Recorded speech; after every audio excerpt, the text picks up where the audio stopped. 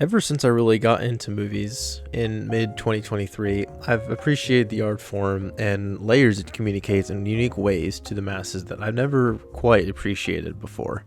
I'm not sure if this high for movies will last at the intensity I'm experiencing for an extended period of time, so I figured I'd make a challenge for myself during the time I'm so enthusiastic for movies and see if this movie high is still there at the end of the journey, or if I'll burn out and not see movies with the same enthusiasm afterwards. I've never done a challenge like this for myself before and wanted to see how committed I would be to a goal I set for myself, since my track record for that sort of thing is not exactly great. I've had troubles in the past with self-accountability and priorities, so much so my procrastination conditioned me to accept that staying stagnant on the same task for months on end is acceptable. You could genuinely ask me if watching a movie every day really is a priority, and that's a valid question. I recognize that the situation I was in, my job, my living situation, and social obligations, allowed me a lot of extra time on my hands, and I wanted to dedicate it to something. Movies display a very diverse set of perspectives and messages. It's seemingly infinite. This is true for all films of all genres and styles, since there is a purpose and intention why they were made in the first place. I watched 368 movies for the first time, 135 of which were short films. There's so many movies out there, I didn't think I would run into the same kind of movie too often, and I didn't have the same experience twice between any of the movies I watched or rewatched.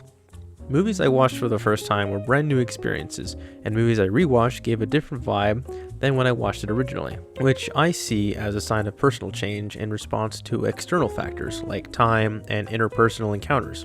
For example, I recently rewatched Wreck-It Ralph, and I could see the mature themes of feeling out of place in the characters of Penelope von Switz and Ralph. Before, when I watched it, it would appease the gamer part of me, and I would miss out on the deeper layers it wanted to express. In that particular viewing, I just had fun with the video game elements and comedic moments of the film.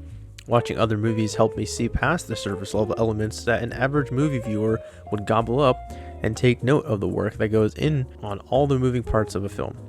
The writing, lighting, framing, costume and set design, parts that don't have a lot to do with the big names and faces of the project necessarily, but are the big reasons why good films are good films.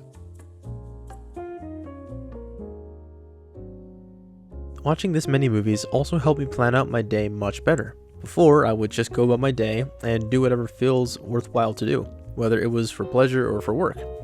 That way of doing things was pretty unfulfilling, honestly, and left much to be desired. Contrast that to planning what movies I would watch that day.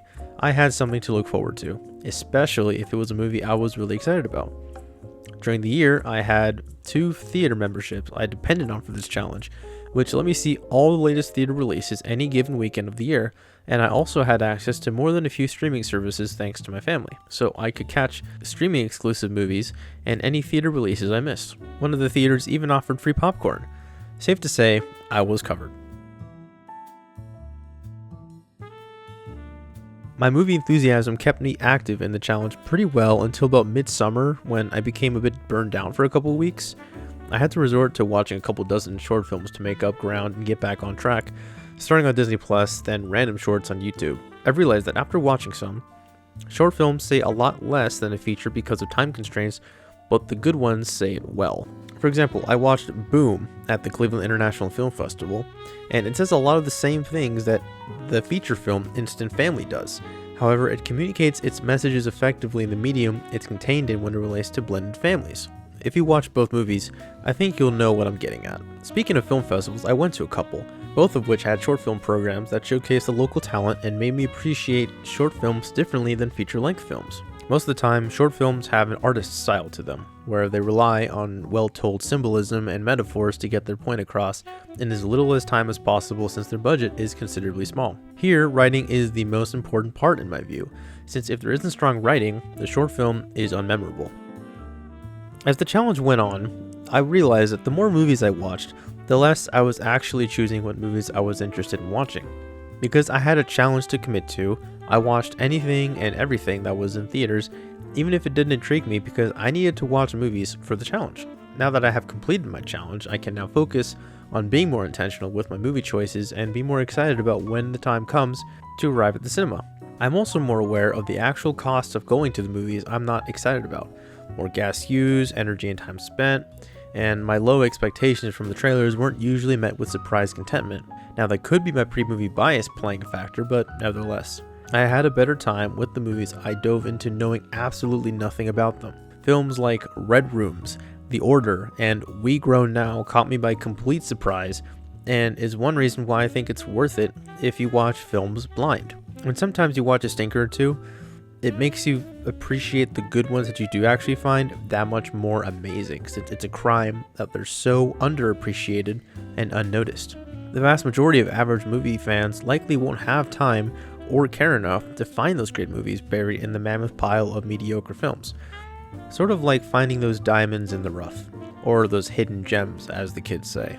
However, when you do find them, they have an incredible amount to say. Just this year, the films Nickel Boys and Dee Dee had amazing things to say that I could see and relate to in profound ways I've never fully considered before for myself. Like the perks of being different, staying resilient in the face of ugly odds, and resisting the urge to submit to lesser standards than you feel comfortable living by. Some of these messages really won't hit you unless you see the films yourselves, and is kind of one reason why I mention some of these films by name. It's not just because I think they're good films. I think they're worthwhile for people to watch, even if they may not be a particular taste. Another aspect of this challenge was because I was intentional about seeing the movies in theaters as opposed to just watching them on streaming.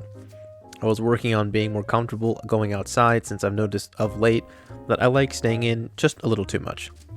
Going out just to watch a movie helped me be more comfortable going places just by myself, and gave me a focused purpose why I was dedicating time away from the comfort of my distractions at home. It also gave me an excuse to take care of my car or pick up a thing or two at the grocery store since I was already out. Plus, I'm trying to move more away from streaming in general, since I don't like the idea of relying on the services I do have access to have the specific film I want to see. I prefer to have the choice of whatever movie I wanted to see not be dependent on the whims of streaming and more dependent on me. This aspect especially helps me be self-accountable, since if I'm too lazy to go to the cinema, I only have myself to blame.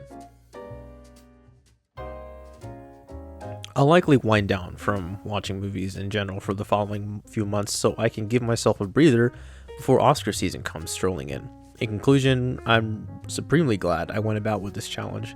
It gave me structure, motivation for getting up and going out, and a better appreciation for the arts. I take better note when I see a notable sight when I'm out, or when I'm driving, or when I listen to a particular song that strikes a different chord inside me. It also made me appreciate all the hard work that goes into making a movie, and that realization led me to another. Any work of art starts with a willingness to follow inspiration. Thank you for listening. I'll catch you later.